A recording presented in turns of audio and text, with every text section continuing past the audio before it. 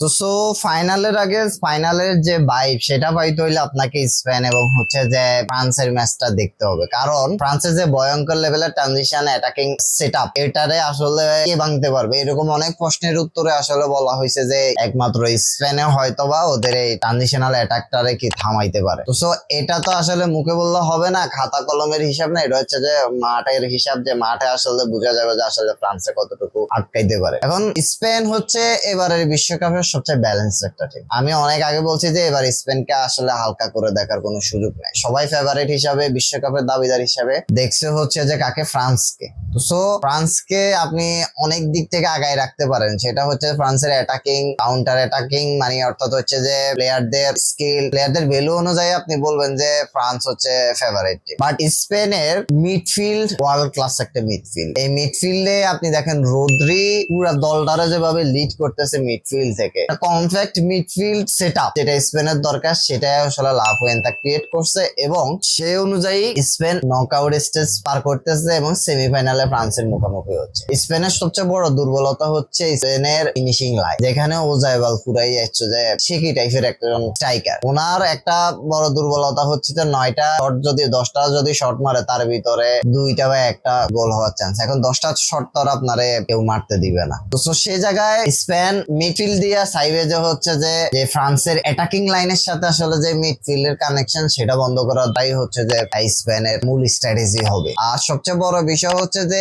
আপনি যতই স্ট্র্যাটেজি করেন, স্পেন কিন্তু হচ্ছে যে হাই লাইন মেনটেন করে খেলে। তো ওই হাই লাইনে যদি এমবাপ্পে, ডেম্বেলে কিংবা অলিজের ন্যূনতম সুযোগ দেন, ন্যানো সেকেন্ডে ডিস্ট্রয়েট করে দেবে ফ্রান্স। তো ওই ভুল করা যাবে না। আপনি হাই লাইন মেনটেন করবেন, কমপ্যাক্ট মিডফিল্ড সেটআপ দিবেন, বাট আপনি আবার ওদেরকে বল লুজ করে বল দিয়ে দিবেন, ওইটা দিবেন। স্পেনের আমি জানি যে ওরা বল লুজ করলে বল রিকভারি করে ফেলে টিকি টাকা ফুটবলে এবং হচ্ছে পজিশন বেস ফুটবলে তারা খুবই দক্ষ। এরা বল পজিশন হোল্ড করে ধরে খেলতে পছন্দ করে, এটা আমরা সবাই জানি। কিন্তু ফ্রান্সকে তো হালকা করে দেখার কোনো ওয়ে নাই। ফ্রান্সের অলিজে এ পর্যন্ত ওদের সবচেয়ে অ্যাসিস্ট করা প্লেয়ার। অলিজে হচ্ছে ফ্রান্সের এমবাপ্পে আর হচ্ছে যে ডেম্বেলের হচ্ছে যে অলিজের আপনি দেখতে পাবেন না মাঠে, কিন্তু অলিজে এমন এমন জিনিস ক্রিয়েট করে ফ্রান্সের জন্য যেটা আপনি বিশ্বাস করতে পারবেন। অলিজে বিশ্বকাপে সবচেয়ে মনে হয় যে আন্ডাররেটেড একজন প্লেয়ার, যাদের নিয়ে আসলে কোনো আলোচনাই হয় না। তো ফ্রান্সের ডিফেন্স লাইন ঠিক আছে, মানে এটা নিয়ে কোনো কথা নাই। মিডফিল্ডে ফ্রান্স একটু অর্থাৎ হচ্ছে যে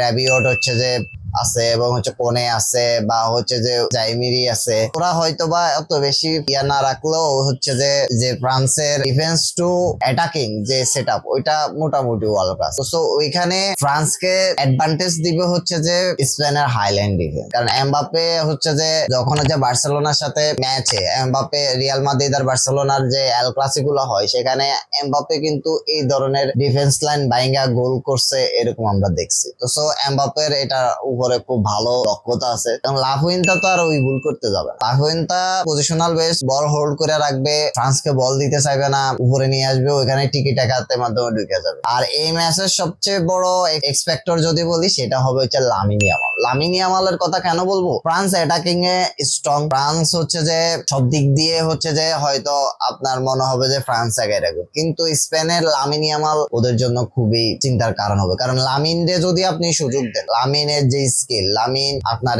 সেকেন্ডে হচ্ছে যে বল দিয়ে চলে যাবে আপনার ডি বক্সের ভিতরে। এখন ডি বক্সের ভিতরে লামিন হয়তো বা গোল ওইরকম না পাইলেও হচ্ছে অ্যাসিস্ট করতেছে বা শর্ট অন টার্গেট কিন্তু করবে। সে জায়গায় যদি লামিনের ন্যূনতম মানে অর্থাৎ সময় পায় তাহলে সে স্কোর করেও বসতে পারে। তো লামিনকেও ঠেকানো ফ্রান্সের জন্য চ্যালেঞ্জ হবে। যদি ওদের ফ্রান্স যদি স্পেনের মিডফিল্ডার আবার হচ্ছে যে ব্যস্ত রাখতে পারে কোনোভাবে, হচ্ছে যে ওদেরকে যদি বল পজিশন ধরে রাখতে না দেয় এবং হচ্ছে যে ফেস করে, সেখানে যদি স্পেন যদি ভুল করে বসে হয়তো বা সেটা আবার ফ্রান্সের জন্য অ্যাডভান্টেজ হবে। এখন কথা সেটা না, কথা হইলো এরকম একটা বিগ ম্যাচে যে হচ্ছে যে দুইজন কোচের ভিতরে মাইন্ড গেমটা আসলে আপনাদের বুঝতে হবে। যে লাফুয়েন্তা পজিশন হোল্ড কইরা হচ্ছে যে মানে অর্থাৎ হচ্ছে বল রিকভারি থেকে টিকি টাকা ফুটবল, এটা স্পেনের ওইটা এস্টাবলিশড করে আসছে এবং হচ্ছে লাফুয়েন্তা জানে হচ্ছে যে বিগ ম্যাচে কিভাবে ইয়ে করতে হয়, কারণ 2024 ইউরো জিতছে কিন্তু হচ্ছে স্পেন। তো সেখানে স্পেনের ওই মেন্টালিটি আছে, কিন্তু ওরা ওয়ার্ল্ড কাপে আইসা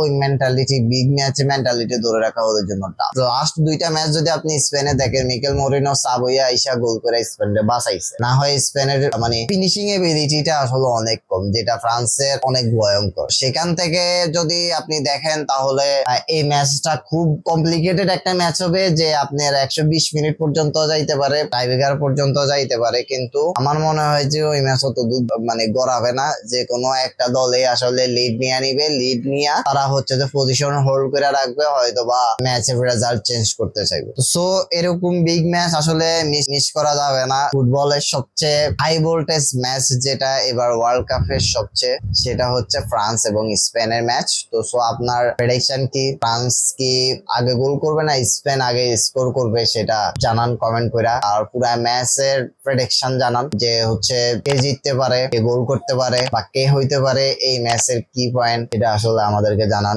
আমরাও চাই যে আপনাদের মতামত। সো জানান এই ম্যাচে কে হতে যাচ্ছে ফাইনালিস্ট।